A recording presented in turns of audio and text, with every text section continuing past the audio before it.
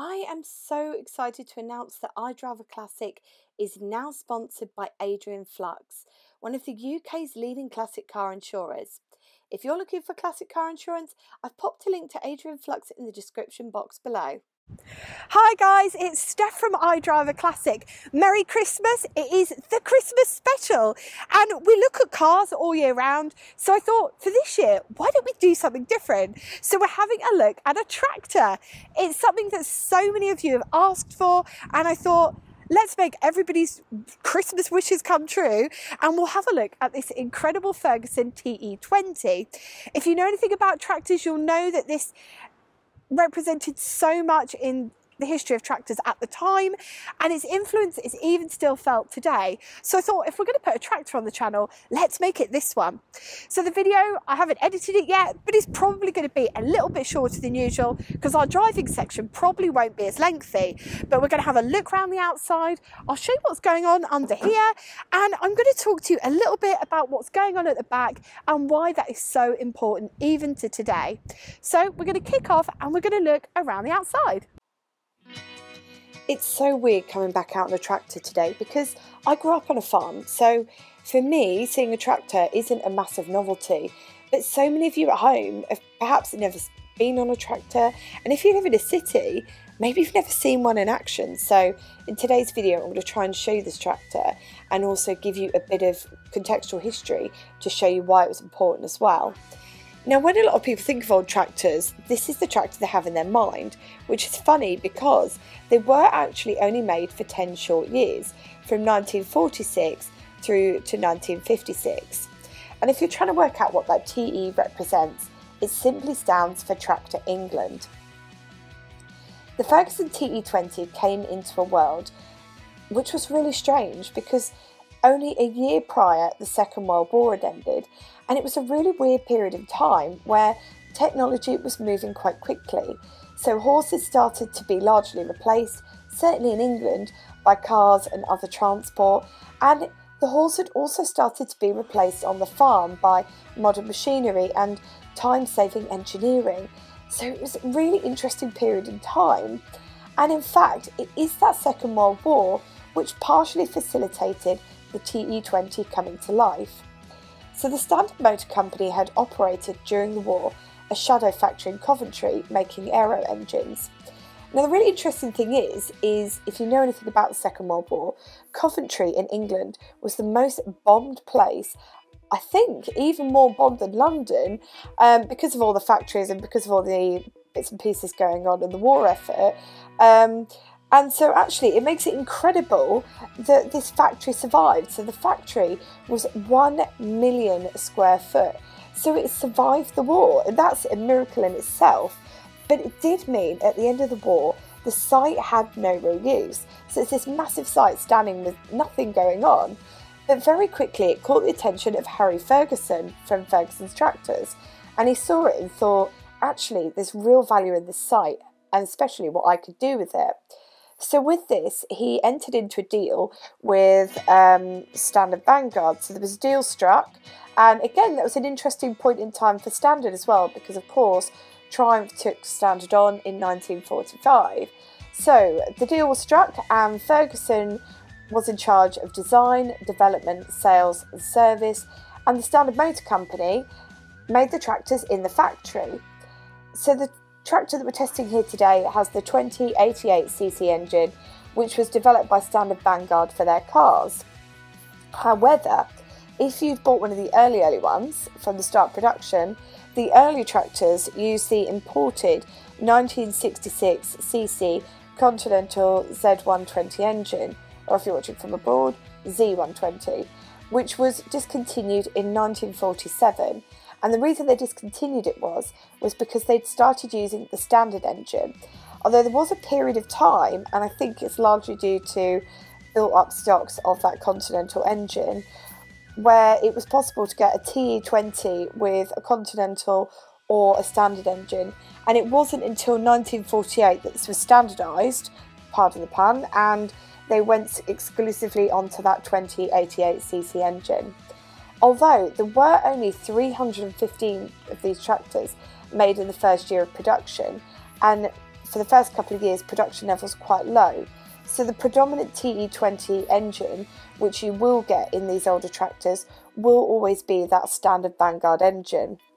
Now in total, and this will surprise some people, because bear in mind this was made for a very niche audience, the tractor sold over 500,000 units in its lifespan, making it popular in a way that no tractor had ever been so popular before. And it's so popular, in fact, that when you ask many people today what they think of a tractor, they do actually just think of the little grey Fergie.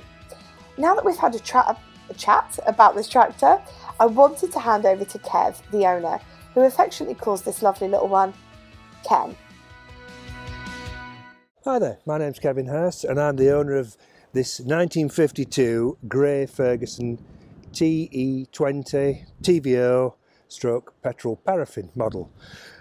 He's called Ken. I've used him up and about a few bits and pieces. I've driven to the pub in him, which was a bit scary.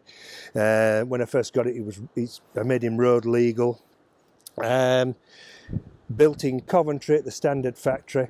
But why I bought it is it's the importance of this vehicle, because just after the war we needed to produce food because there was a food shortage, etc. And this model was launched, I think, in 1947, I believe, and it revolutionised farming because they were relatively inexpensive. You could use them as a car, trailer, etc., move your sheepdogs, etc.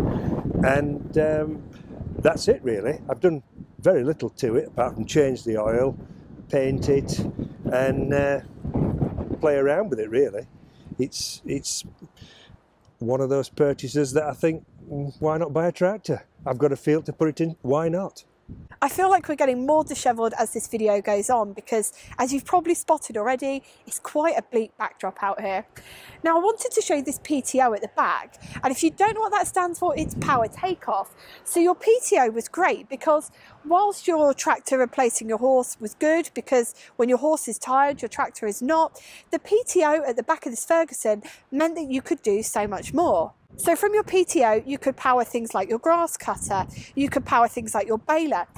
You could do all of that, as well as having your tractor to pull things around, pull livestock, and provide a mean of transport as well. So realistically, this tractor gave the farmer so much more than horses ever had done before. Now, the PTO at the back isn't the only interesting thing about this Ferguson tractor, because these Ferguson tractors brought something to market that revolutionised what tractors meant and what tractors provided. And it provided a standardised back end. And we call this the hydraulic 3-point hitch lift.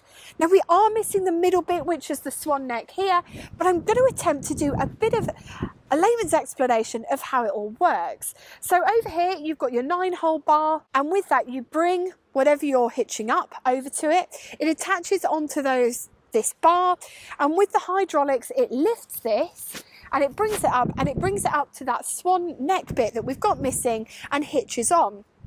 Now, of course, this was massively revolutionary at the time, because if you think about it, you would have had your farmer, he would have had his horse, he would have been trying to hitch everything up himself.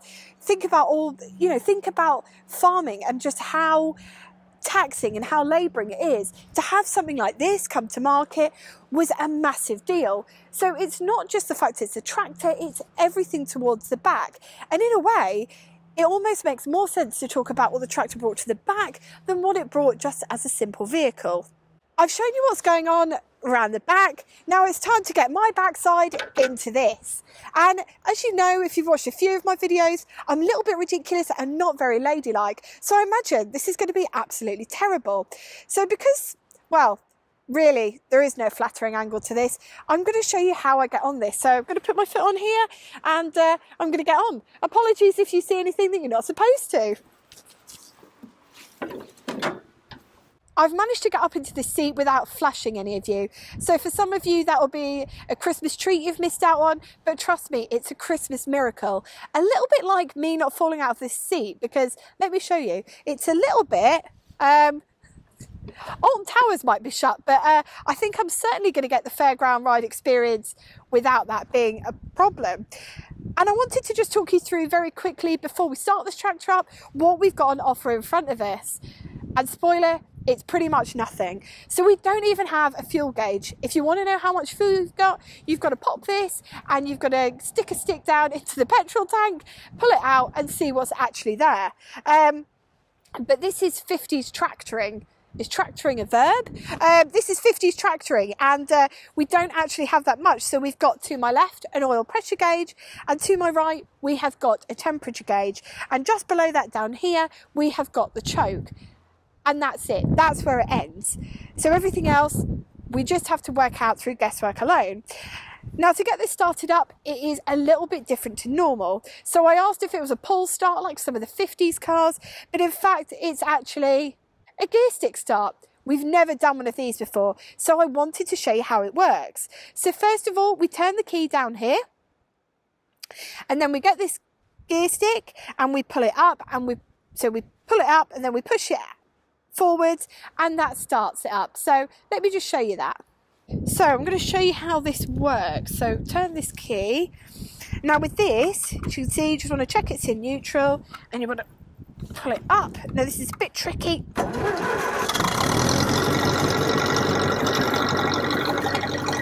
And this is our throttle, so when we pull this is what's going to move us as we go. So I wanted to show you how we change gear. Now this is a little bit weird. So over on, if you can just see under there where I'm tapping with my foot, I push that down with my heel, and that gives us the ability to change gear. So just push that down. Now this box is, there's no synchro on first, but there's synchro on second, third and fourth. I'll tell you what, I'm probably not going to be finding fourth gear today because we're only going around a small field. Now trying to get into gear in this thing is really difficult. Right, we'll try again. So you can see, that's second, first, third, and then fourth is down there.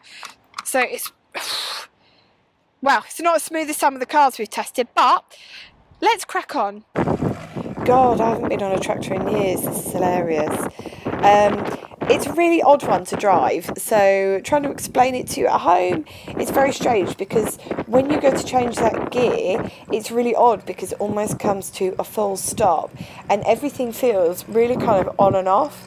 And as you set off, Kev kept saying to me, do not let go of the wheel, do not let go of the wheel. I was like, I will not, Kev, I will not. And you can see me stopping here, but yeah, no, it was hilarious because every time you set off, it really lurched forward. But look, it represents a time in agriculture and a time in engineering where things were a lot more basic. Farmers came to the market buying these things with zero expectation. They now had a vehicle which replaced their horse, didn't moan if it was cold outside, they didn't have to worry about farriers, they didn't have to worry about vets bills. The tractor might get old, but things could be repaired and replaced in a way that you didn't have to worry about the horse. So whilst I found this really difficult today to drive, it's what it represents. For a time, it was perfect, and it did so much for tractors, not only then, but also today, as I've kind of tried to talk to you about in this video. So whilst it's been a really short one and kind of hard to show you the test drive, but honestly, it was absolutely hilarious. I hope that I've kind of really brought to you at home the value of this Ferguson TE20 and what it did for tractors. And also, if anyone's got a standard Vanguard car at home, especially with a roof in this weather, I'd love to get it on the channel. So we've come to the end of the video. It's a short one, but wherever you are in the world, and especially with everything that's going on, I hope you have the best Christmas possible. We've got plenty more videos coming up over the period, and until next time, take care and drive safely.